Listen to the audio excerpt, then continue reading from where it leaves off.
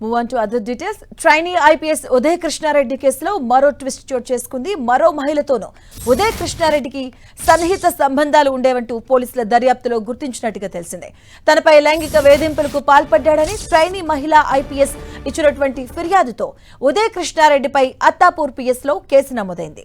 ఈ కేసులో ఇప్పటికే నిందితుడు ఉదయ్ కృష్ణారెడ్డిని అరెస్ట్ చేసి రిమాండ్కు తరలించారు. నగర మహిళా భద్రతా విభాగం డీసీపీ లావణ్య నాయక్ జాదవ్ ఈ కేసును దర్యాప్తును పర్యవేక్షిస్తున్నారు.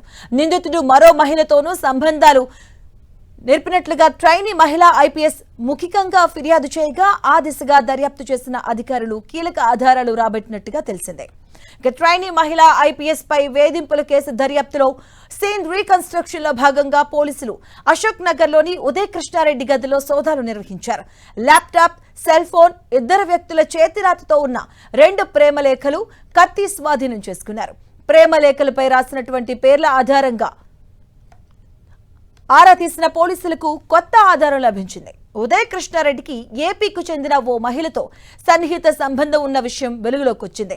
సదరు మహిళకు 2014లోనే వివాహమైంది. 2023 నుంచి ఆమె భర్తకు దూరంగా కుమారుడితో కలిసి ఉంటున్నారు.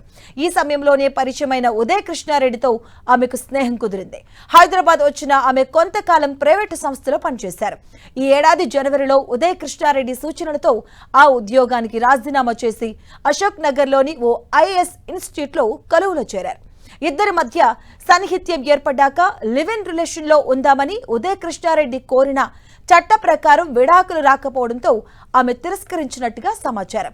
ఒక ట్రైనీ మహిళా ఐపీఎస్ ను మరో మహిళ ఈ ఏడాది ఫిబ్రవరిలో కలిసినట్లుగా విచారణలో వెల్లడైంది. ఉదయ్ కృష్ణారెడ్డి ప్రవర్తనపై వారిద్దరూ పరస్పరం చర్చించుకున్నట్లుగా తెలుస్తోంది.